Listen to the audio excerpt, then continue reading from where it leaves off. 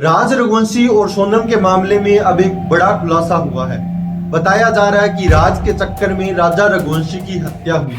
राज कौन है तो आपको बता दें, राज का पूरा नाम है राज कुशवाहा।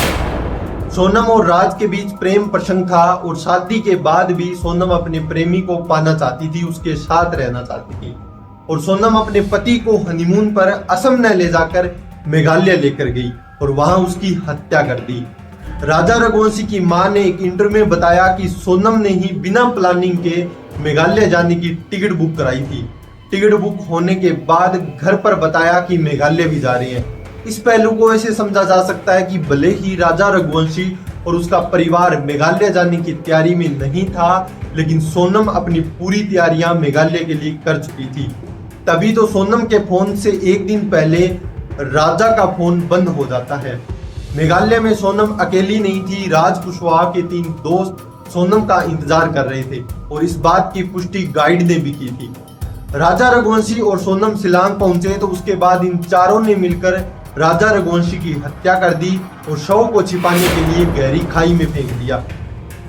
जब आप कपल के सीसीटीवी फुटेज को ध्यान से देखते हैं तो उसमें पता चलता है कि किस तरीके से सोनम घबराई हुई नजर आती है और अपने नाखून चबा रही थी।